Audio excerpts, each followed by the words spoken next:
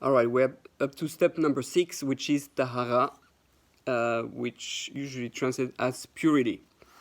So what's the definition of Tahara according to the Ramchal?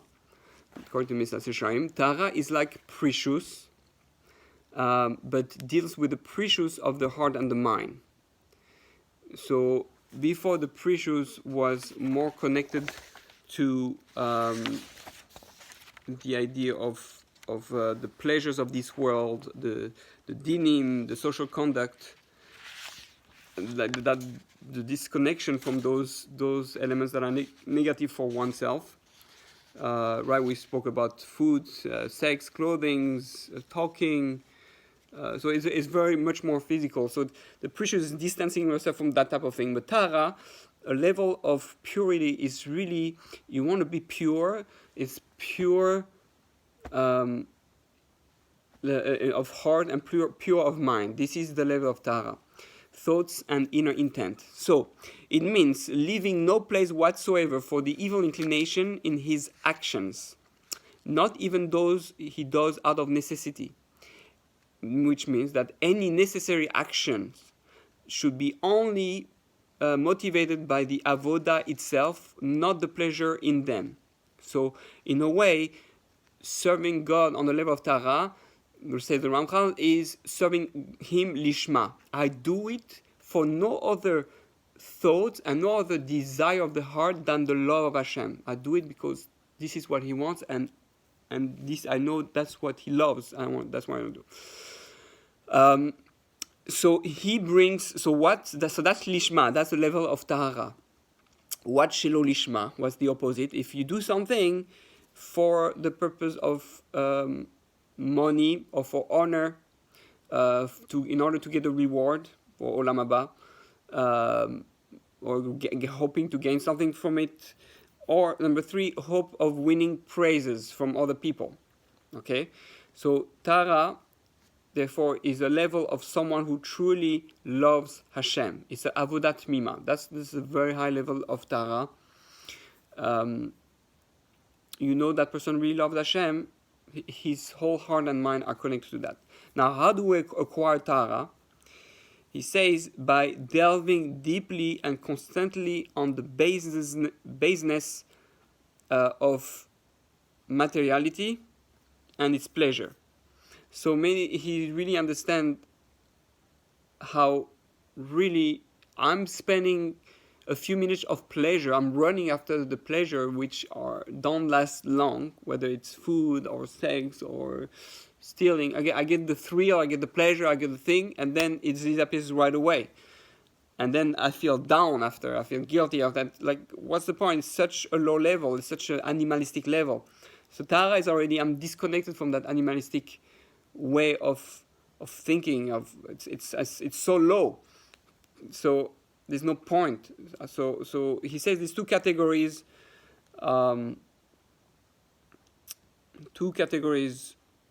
connecting to this baseness, this low level. The bodily functions and the divine service. So how do you delve deeply? How do you get on the level of Tahara without you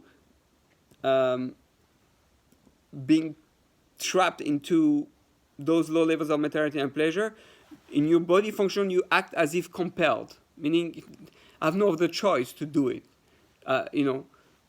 I wish I didn't have to eat, but I have to eat. I have to act like an animal. I wish I didn't have to have intimacy, but I have to have intimacy because I need to bring children into the world. So this is how we start. It doesn't mean that that's the right idea. That this is how you should do the action. Like there's a mistake sometimes people do because of some of the Gemara that you have someone went to have intimacy and it's as if he saw the demon and the devil, and then therefore he just does it very quickly.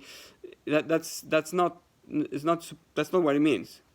It means that I have no other choice than to do those animalistic physical things. Therefore, I do it as if I'm compelled to do it. I have no other choice.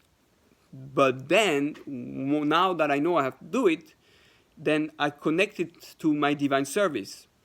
which is the second category. So I'm pondering greatly the false and illusory nature of glory, and I habituate myself to flee from it. Okay, so when it's two levels. One is the one with the body, the physical actions, the material. So I have to do what I have to do. I have no other choice. I have to survive. I have to be healthy. I have to. And then there's the things that I do when I serve God, Avodat Hashem, which is a little bit higher level of doing things that are not necessarily connected to the physical and the material. So when I do those things, I have to realize how low of a level it is to want to have glory and all that. Everything is a gift for you. We don't deserve anything. So I have to get used to not want to be put and do things for the sake of getting honor, or feeling good, and I'm such a good Jew that, to get a good shidduch, to be called rabbi, to be called a tzaddik, or whatever it is. I have to run away from it. Sonet harabanut. You have to hate high positions, and then you think what you're going to do, and before who you do it, right? Understand, you're doing it in front of HaKadosh Baruch Hu. You do it.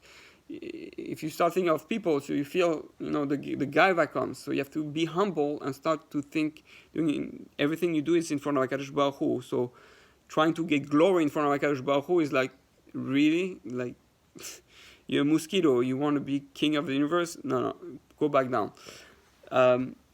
So he's saying those are the two ways, two categories to focus in order to have Tahara.